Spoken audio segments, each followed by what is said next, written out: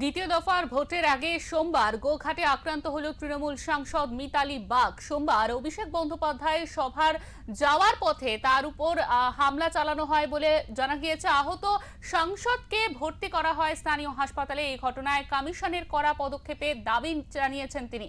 বর্তমানে জানা গিয়েছে সাংসদ মিতালি বাগের উপর হামলার ঘটনায় ইতিমধ্যে 3 বিজেপি কর্মীকে গ্রেফতার করেছে পুলিশ। হুগলি জেলা গ্রামীণ পুলিশ সুপার কুমার শানি রাজ গ্রেফতারের খবর জানান। অপরদিকে গোঘাটের বর্মায় বিজেপি প্রার্থীর উপর হামলার ঘটনায় 7 জনকে গ্রেফতার করা হয়েছে।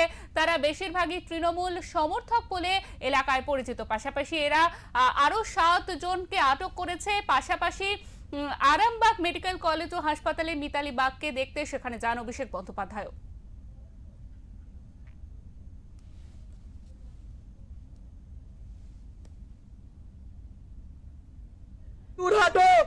আপনি গতকাল ঠিক করি এখানে আরামবাগে আসব, পরশু রাতে কালকে সকালে আমি জানিয়েছি।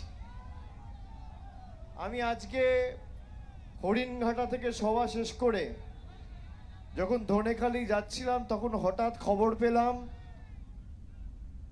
এখানে আমাদের নির্বাচিত সাংসদ, একজন তপশিলি জনপ্রতিনিধি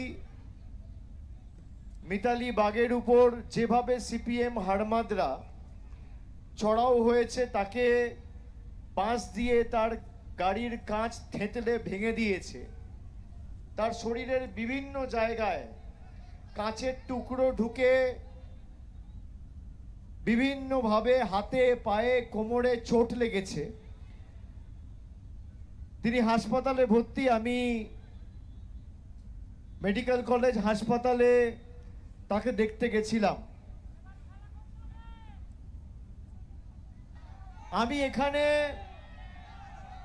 আজকে খালি তৃণমূলের হয়ে ভোট চাইতে আপনাদের কাছে আসিনি। আমি খালি আরামবাগবাসীকে অনুরোধ করব, 29 তারিখ আপনারা যখন ভোটটা দেবেন, 21 সালে যে 11 সালে যে স্বাধীনতা আরামবাগবাসী পেয়েছিল, সে কথাটা মনে রেখে আগামী 29 তারিখ ভোট দেবেন।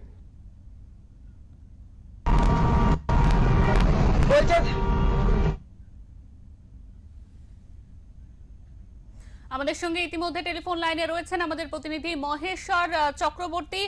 মহেশ্বর, তোমার কাছে জানতে চাইবো, আমরা জানি ইতিমধ্যে গতকালে গোঘাটে আক্রান্ত হয়েছেন তৃণমূল সাংসদ মিতালি বাগ এবং তিনি ইতিমধ্যে হাসপাতালেও ভর্তি হয়েছিলেন। তার শারীরিক অবস্থা এই মুহূর্তে কেমন রয়েছে, কি জানা যাচ্ছে? একেবারেই যে কালকের যে ঘটনা যে ঘটনা ঘটেছিল, একেবারে উত্তপ্ত হয়েছিল গোঘাট থেকে একদম তার প্রভাব পড়েছিল আরামবাগ মেডিকেল কলেজে। এই মুহূর্তে ভর্তি আছেন আরামবাগের সাংসদ মিতালি বাগ। তার চিকিৎসা চলছে, তিনি চিকিৎসাধীন আছেন। অবশ্যই চিকিৎসকদের কাছ থেকে যে খবর পাচ্ছি সেটা স্থিতিশীল আছে। কিন্তু এই ঘটনার রেস ধরে পুলিশ প্রশাসন যেভাবে তৎপরতার সঙ্গে পরিস্থিতি নিয়ন্ত্রণ করছে, সেই সব বিষয়ে দর্শক বন্ধুদের জানাই যে আগামীকালের রাত্রি থেকেই মঙ্গলবার সোমবার রাত্রি থেকেই গোঘাটের বর্মা এলাকায় রীতিমতো অভিযান চালায় পুলিশ এবং পাশাপাশি মিতালি বাগকে যারা মারধর করেছে তাদের বিরুদ্ধে অভিযান চালানো হয়। এই মুহূর্তে আমরা পুলিশ সূত্রে যে খবর পাচ্ছি যে মিতালি বাগকে মারধর করার ঘটনায় 3 জনকে ইতিমধ্যে গ্রেপ্তার করেছে গোঘাট থানার পুলিশ এবং পাশাপাশি যে বিজেপির যে প্রার্থী প্রশান্ত অধিকার তার গাড়ির উপরে যে হামলা চলে, সেই হামলার পরিপ্রেক্ষিতে বর্মা এলাকায় যে পুলিশ অভিযান চালায়, একেবারে কেন্দ্রীয় বাহিনী নিয়ে পুলিশ সুপার নিজে দাঁড়িয়ে থেকে যে অভিযান, সেই অভিযানে দেখা যাচ্ছে যে ইতিমধ্যেই 7 জনকে গ্রেপ্তার করা হয় কাল রাতে। পাশাপাশি আরো 8-9 জনকে গ্রেপ্তার করার পাশাপাশি আটক করা হয়েছে এবং তাদের আজকে আরামবাগ মহকুমা কোর্টে তোলার প্রস্তুতি চলছে। এবং এই মুহূর্তে পরিস্থিতি নিয়ন্ত্রণ থাকলেও এলাকায় কিন্তু গোঘাট যে এলাকায় যে বর্মা এলাকা, সেই বর্মা এলাকায় কিন্তু থমথমে পরিস্থিতি এবং রাজনৈতিক উত্তাপ কিন্তু আরামবাগ মহকুমা জুড়ে ছড়িয়ে পড়েছে। এবং এই পরিস্থিতিকে নিয়ন্ত্রণ করতে আরামবাগের যে পুলিশ প্রশাসন এবং পাশাপাশি নির্বাচন কমিশন একেবারে তৎপরতার সঙ্গে কাজ শুরু করে দিয়েছে। মহেশ্বর, গোঘাটে এই যে পরিস্থিতির সৃষ্টি হয়েছিল, যার রেশ এখনো পর্যন্ত কাটেনি, এদিকে রাত পোহালেই ভোট, এই ভোটের উপর কি এই যে এই ঘটনার কোনো প্রভাব পড়বে বলে মনে করা হচ্ছে?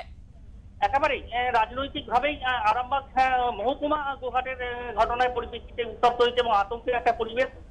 এটা যে বিভিন্ন মহেশ্বর, শুনতে পাচ্ছ?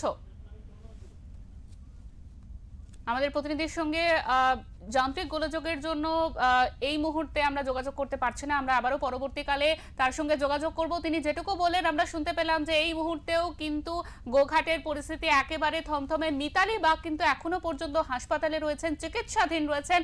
চিকিৎসক কিন্তু বলেছেন আপাতত তিনি ভয়মুক্ত রয়েছেন, তার শারীরিক অবস্থা অনেকটাই ভালো রয়েছে। তবে ভোটের একদিন আগে দাঁড়িয়ে গোঘাটের কিন্তু পরিস্থিতি একেবারে থমথমে। সেখানে রাত পোহালেই ভোট, এদিকে এখনো পর্যন্ত সেই ঝামেলার রেশ কাটেনি সেখানে।